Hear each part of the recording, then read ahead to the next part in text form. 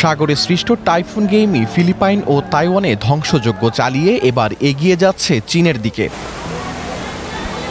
গোটা তাইওয়ান জুড়ে চলছে টাইফুনের তাণ্ডবলীলা। শক্তিশালী টাইফুন গেইমির তাণ্ডবে ইতোমধ্যে বিপর্যস্ত তাইওয়ান ও প্রতিবেশী দ্বীপদেশ ফিলিপাইন। শক্তিশালী এই ঝড়ের কবলে পড়ে দুই দেশে নিহত হয়েছে অন্তত ২৫ জন এবং আহত হয়েছে শতাধিক। নাজুক এই পরিস্থিতিতে ইতোমধ্যে বাতিল হয়েছে ২ শতাধিক আন্তর্জাতিক ফ্লাইট। বার্তা সংস্থা রয়টার্সের তথ্য মতে ২৪ জুলাই মধ্যরাতে ঘণ্টায় প্রায় ২৪০ কিলোমিটার গতিবেগে ঝড়ো হাওয়া নিয়ে তাইওয়ানের পূর্ব উপকূল অঞ্চলে আঘাত হানে ঘূর্ণিঝড় টাইফুন গেইমি। শক্তিশালী এই ঝড়টি তাইওয়ানের হুয়ালিয়ান শহরের কাছে আঘাত হানে। গত ৮ বছরের মধ্যে তাইওয়ানে আঘাত হানা সবচেয়ে শক্তিশালী ঝড় বলে বিবেচিত করা হচ্ছে টাইফুন গেইমিকে। ভোরের দিকে বৃষ্টি পড়ছিল, আমরা সবাই ঘুমাচ্ছিলাম। ঘুম ভাঙতে দেখি হঠাৎ আমাদের বাড়িতে বন্যার পানি প্রবেশ করতে শুরু করে। তখন ঘড়িতে সময় ভোর ৫টা।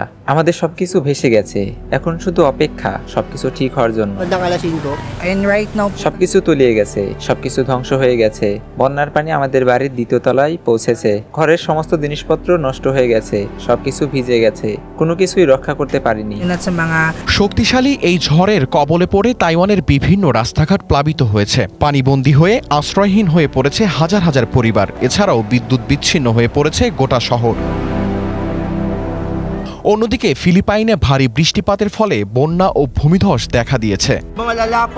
এখানে পরিস্থিতি খুবই খারাপ, আমাদের সাহায্যের প্রয়োজন। সাহায্য পেতে আমরা সরকারের দৃষ্টি আকর্ষণ করছি। বন্যার পানি অনেকের ঘরের ২য় তলা উঠে গেছে।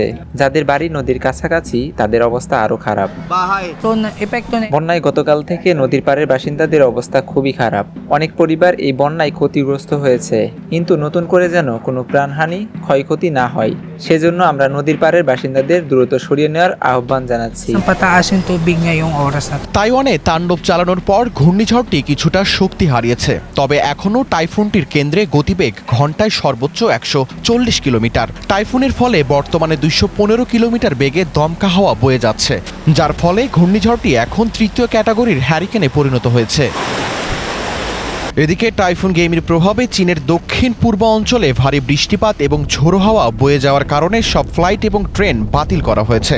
সেই সাথে বাতিল করা হয়েছে ৪৯টি যাত্রীবাহী ফেরিও।